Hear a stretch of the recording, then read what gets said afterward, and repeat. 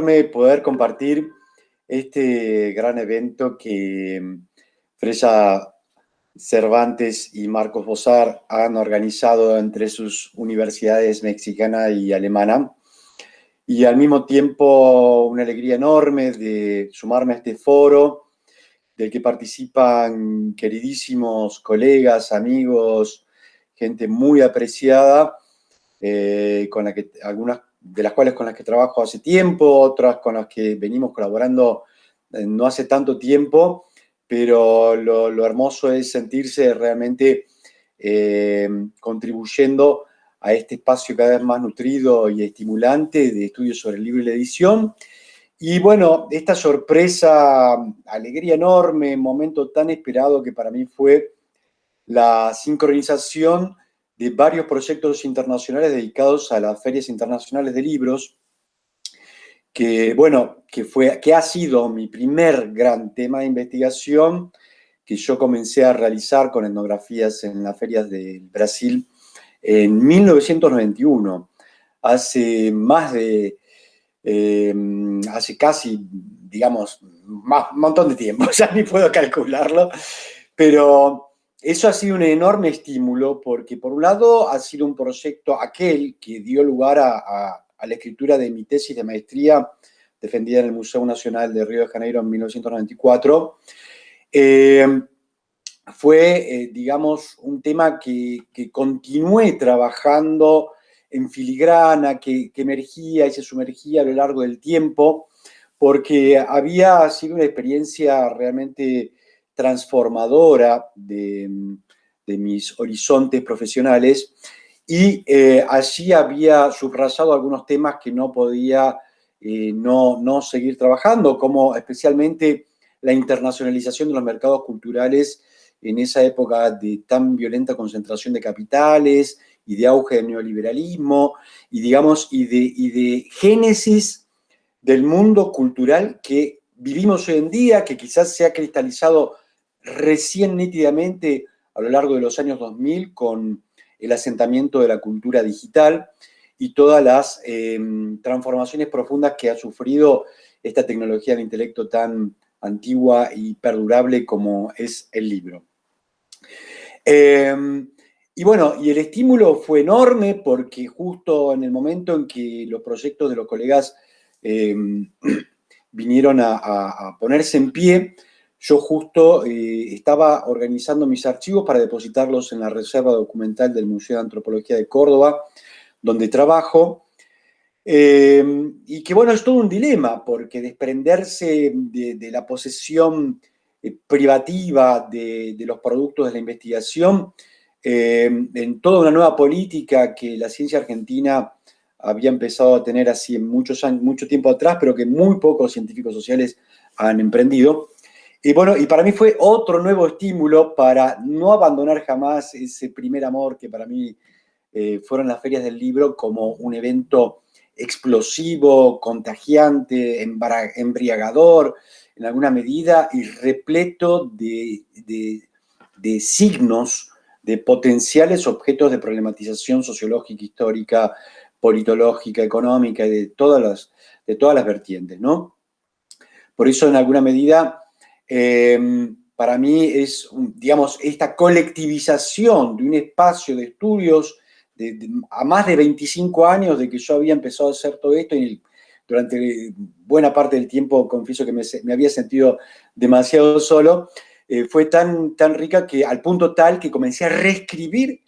digamos, o retocar mi tesis de maestría, porque creo que es el momento de publicarla, cosa que ya hice con el primer enorme capítulo que tiene como unas 80 páginas, que se llama No por nada, Eventos y Estructura, que es un poco lo que refleja el texto disparador que yo compartí con ustedes para este coloquio, que como ustedes saben, bueno, es ese texto que se llama Primitivas y Futuristas, las ferias del libro bajo el prisma de la sociología. Digamos, es un texto disparador porque ya está publicado. Y para este evento le agregué bajo el prisma de la antropología, veremos por qué. Bueno, en alguna medida compartí ese trabajo porque fue lo último publicado de mi producción sobre ferias de libros hace un par de años ya, y tiene la característica que está publicado en una revista de divulgación de la Sociedad, digamos, de Protección de Bibliotecas Populares de la Argentina, que en aquel entonces dirigía Leandro de Sagastizábal. Tiene una revista hermosa, hermosa de divulgación cultural, orientada para bibliotecarios, maestros, etcétera, que es la revista BP. Y bueno, para los científicos, digamos, nos plantea un enorme desafío escribir para el gran público, para el público no especializado. Yo recuerdo que ese texto lo escribí en un día apenas. Era como si realmente en un acto de concentración y de conciencia hubiera podido sintetizar, como creo que en ningún otro lugar había realizado, lo que Lévi-Strauss llama un modelo estructural de lo que son las ferias internacionales del libro, subrayando algunos de los ejes de oposiciones binarias prevalecientes que uno puede, en el sentido estructuralista, definir como invariantes configuradoras de esas manifestaciones culturales que son las ferias internacionales de libros, y que al mismo tiempo uno puede realmente comprender con elementos que uno puede reconocer en las culturas primitivas y que uno puede postular que va a ser un tensor de constitución de los mercados de bienes simbólicos durante muchísimo tiempo, precisamente por ese carácter primitivo, donde aparentemente toda la novedad, las novedades anuales del ciclo de producción de los productores de libros se ponen en escena, pero al mismo tiempo es como que es un evento que ratifica digamos, los elementos simbólicos inconscientes que los atraen como una tribu a ese gran ritual definidor de su propio métier, y donde se pone en juego el nombre, donde hay que dar la cara al mercado, etcétera, etcétera, ¿no? Y bueno, en alguna medida ese texto para mí es muy revelador, porque no es en una revista indexada, ni académica, ni etcétera, pero tuvo esa virtud de cómo nos esforzamos para comunicar para un público aparentemente lego o no especializado las razones de por qué y cómo uno comprende estos mega eventos culturales. Y al mismo tiempo, para este coloquio en particular, yo me puse un poco a atar cabos con esa experiencia extremadamente fuerte, que fue la visita de Carmen, Marco y todos sus equipos aquí a Córdoba en abril del año pasado para visitar mis archivos en la Reserva Patrimonial del Museo de Antropología. Porque ahí me pongo digamos, a pensar en este momento de un modo más agudo, tal vez, o como una contribución a este evento singular, sobre la masa de prácticas, esfuerzos, digamos, registros, documentos, que son precisos a lo largo, en este caso, como les digo, de 28 años de trabajo, digamos, no es poca cosa, para decir algunas verdades y para poder sentirse así con, digamos, la inspiración que nos lleva a poder escribir en un día, en una tarde apenas tal vez, lo que quisimos estar diciendo durante tanto tiempo. Pero al mismo tiempo, digamos, si yo tuviera, obviamente que el texto que me gustaría publicar para este evento en particular no va a ser el mismo porque ya está publicado. Entonces me puse a hacer algún ejercicio que pueda dar cuenta de esa problemática, de lo que emerge como mínima figuración del pensamiento en un texto publicado y la enorme masa de registros documentales que uno va acumulando en sus archivos de investigación particular, ¿no? Y ahí me viene como tantas veces a la cabeza el libro más extraordinario para mí que ha producido las ciencias sociales contemporáneas, que es Tristes Trópicos de Lévi-Strauss. Ahí cuando Lévi-Strauss describe cómo se llega a ser un etnólogo, él un poco se pregunta, 15 años después de haber hecho sus grandes expediciones por el Brasil, de qué es esta ciencia particular que impulsa a desplazarse millares de kilómetros para realizar trabajos de campos extensísimos, que en el caso, como por ejemplo la expedición al Cerro del Norte, durante 9 meses se visitan 4, 5, 6 aldeas para colectar 6 mitos, digamos, juntar una colección de objetos indígenas, digamos, caracterizar tan someramente algo que, digamos, como el sentimiento de frustración de todo lo que, de todo lo que rehúye a la posibilidad de captación, de conciencia en la presencia frente a los otros, como, digamos, como una estrategia de conocimiento empírica particular que es propia de la antropología. Bueno, en mi caso particular, la visita a Córdoba de todos ustedes, donde, de todos no, de algunos de ustedes, donde pudieron ver que disponía de 10 grandes cajas de archivos repletas de catálogos, documentos, fotografías, mapas y todo lo que yo podía colectar en mis viajes a lo largo de múltiples ferias internacionales de libros. Continuaba, digamos, en lo que ahora es este sentimiento de fragmentación, de tener gran parte de mi historia e investigación allá y otra parte en mi casa, y en este tiempo de pandemia ni siquiera poder ir a buscar fotografías de lo que le quería mostrar. Entonces, ante esa angustia, porque evidentemente yo no estoy trabajando en este presente, en mi proyecto de investigación, ferias internacionales de libros, pero sin dudas es el bagaje más extenso de documentación que yo tengo de material empírico en mi historia profesional, ¿verdad?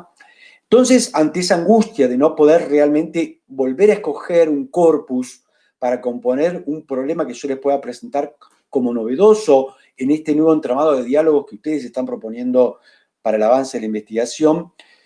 hice un ejercicio un poco, digamos, intuitivo.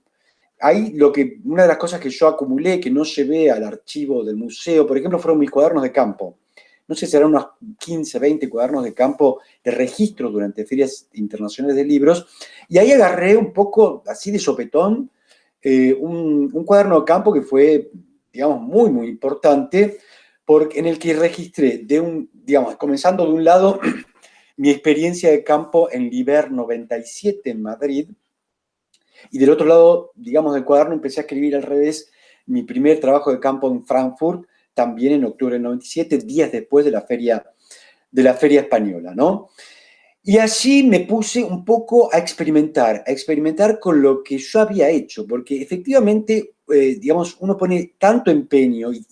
digamos, el científico, el antropólogo tiene tanta fe en que el cuaderno de campo va a retener, a resguardar, a ordenar lo que después uno va a poder analizar en el laboratorio de manera racional para construir problemas comunicables en textos académicos, bueno, uno realmente los realiza con mucha conciencia, con mucho rigor, con mucho esfuerzo, y algunos cuadernos son kilométricos, plagados de listas, de fotografías, de mapas, de croquis, de documentación, de información, que como decimos después,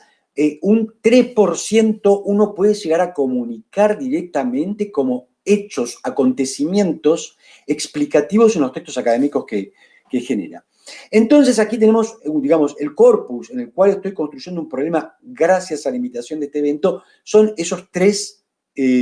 artefactos, ¿no? Por un lado, un texto publicado para divulgación científica.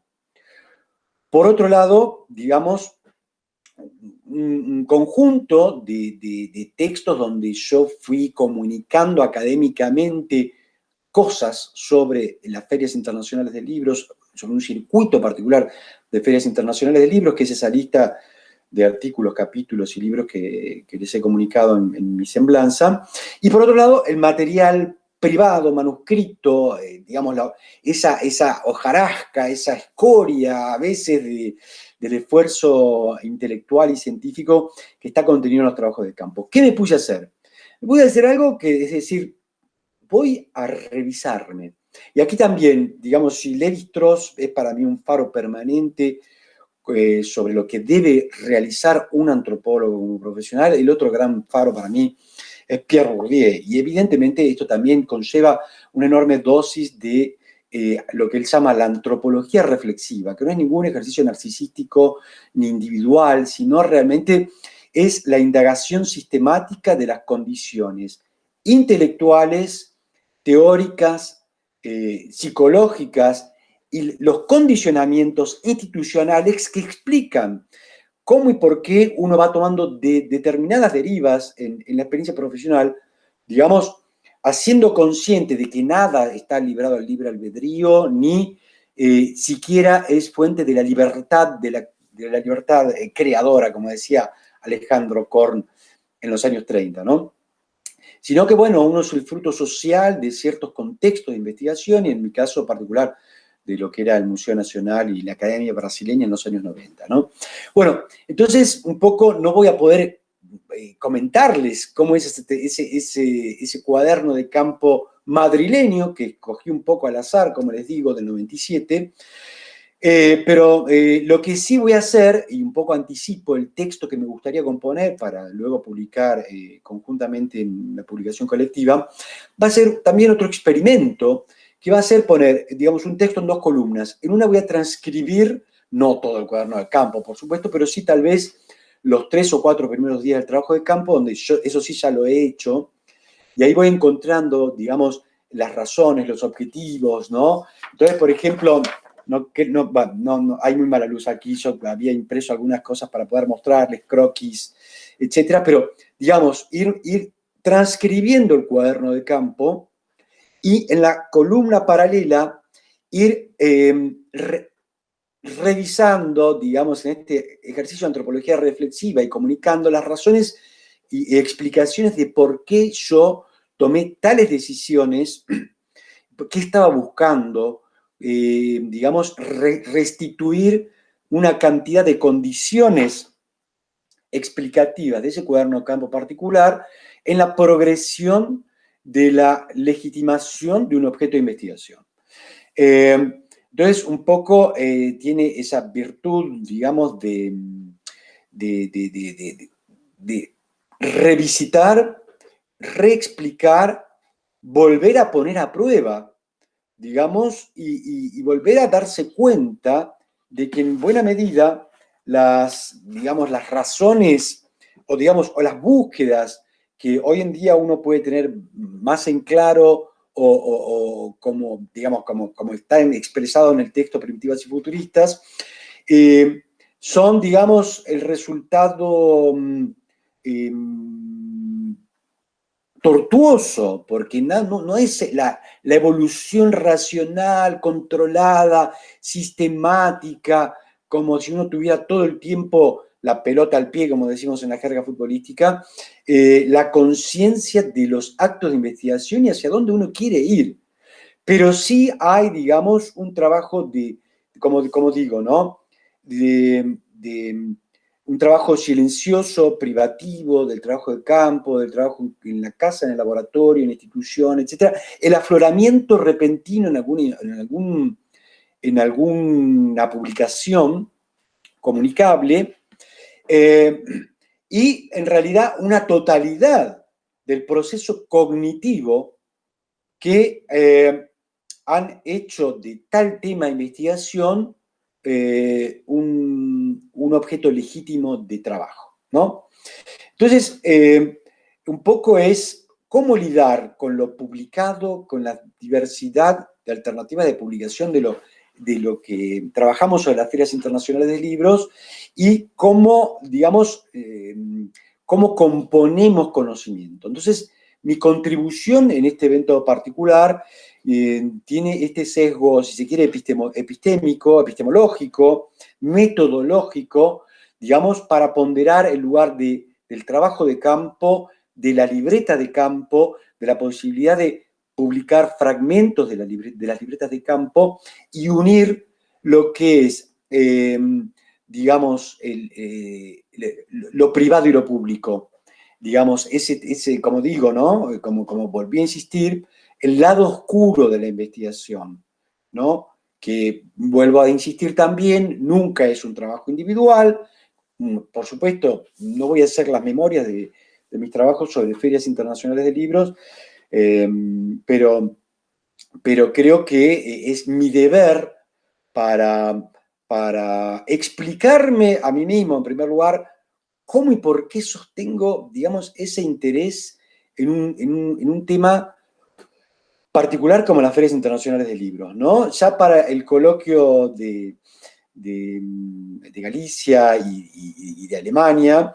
ahí ya estoy planificando, sí, alguna reflexión más, digamos, de tenor más teórico, si se quiere, pero unido a esta historicidad propia de la construcción de problemas de investigación que explica lo que uno finalmente muestra sobre lo que es una feria del libro. O sea, evidentemente no voy dando fe a que este foro es realmente una mesa virtual de trabajo entre nosotros, que tenemos la ocasión, gracias a estos eventos, de leernos, de preguntarnos, digamos, no es el momento en este fragmentario video ni de restituir el contenido de ese artículo, ni mucho menos del cuaderno del campo, que a veces son, digamos, pesados y tediosos de leer y comunicar, aunque también son sorprendentes porque así emerge, digamos, lo inesperado, ¿no? Lo no controlado, y la cantidad de eventos que hacen que en esas manifestaciones tan estructuradas hace una cantidad de dimensiones de lo que Marshall Sahlins llama estructuras de la coyuntura, digamos, signos o acontecimientos que a veces tienen el poder desviantes de generar un nuevo ladrillo en la estructura, ¿no? Bueno, simplemente para decir que en aquel tiempo y en la feria del 97, yo seguí persiguiendo, digamos, el circuito de transhumancia de los editores brasileños en un circuito internacional de ferias internacionales de libros. Yo, por ocasión de una beca doctoral, cuando la primera vez que fui a trabajar a la Escuela de Altos Estudios en París, aproveché, digamos, el hecho de ir a hacer trabajo de campo en Madrid, porque Brasil iba a ser el país tema invitado de honor en Liber. Ya lo había sido en el 96 por razones puramente comerciales, porque a partir de una serie de productos de venta en bancas de jornal, en diarios de revista, Brasil se había transformado misteriosamente en el primer país importador de insumos editoriales españoles. Bueno, y posteriormente también conseguí ir a Frankfurt por primera vez, y cuando Portugal fue el país invitado de honor en el año 97, en marzo del 98 registré a Brasil invitado de honor en el Salón du Livre de París, y así continué hilvanando, digamos, cómo la nación se hace internacionalmente y cómo estos eventos tienen un poder de legitimación de las prácticas de los profesionales de libros, pero también del universo, digamos, de la creación intelectual de los pensadores de una nación. Y por último, digamos, no quería dejar de subrayar el hecho de que este tema de investigación también supone lo que para Lévi-Strauss estaba planteando en Tristes Trópicos, y que era tradicional de la antropología clásica de los países metropolitanos, que era viajar a lugares remotos del planeta para registrar culturas extremadamente distantes de las del investigador. Y en este caso me situaba en esa experiencia clásica del antropólogo, viajando millares, 15.000 kilómetros, 20.000 kilómetros o lo que fuere, para continuar, digamos, a conciencia de que había datos del problema que yo estaba queriendo conocer, que estaban alojados fuertemente en territorio europeo. Y ahí también hay una cosa que no es menor subrayar, que es cómo y por qué y bajo qué condiciones un investigador sudamericano, con todos los problemas que nosotros tenemos de institucionalización de la ciencia en nuestro país, se las ingenia para hacer esa clase de trabajos de campo y, digamos, un periférico estar haciendo trabajo de campo en culturas metropolitanas. Entonces, ahí hay también, digamos, factores estructurales del modo de producción científica y, digamos, del modo de construcción de conocimiento que interpela al menos una cantidad de supuestos que son generalizados o universalizados desde la ciencia metropolitana, sobre cuáles son los caminos más virtuosos de la producción científica, que sin embargo, digamos, a lo largo de la historia siempre parecieron ser inaccesibles para alguien que no dispusiera de las condiciones institucionales de la ciencia metropolitana.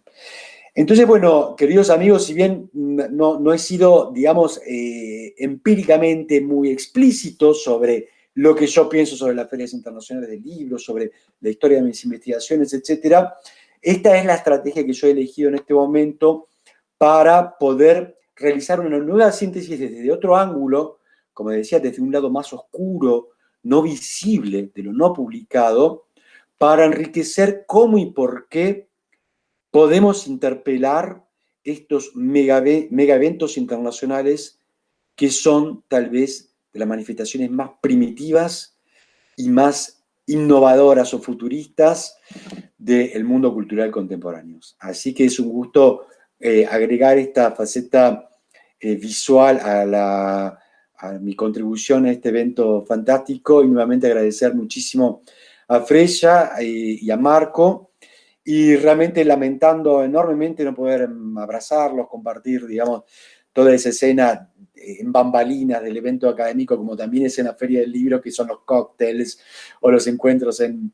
los hoteles, en los bares, digamos, en todo lo que hay detrás de los stands de libros y donde realmente se cocina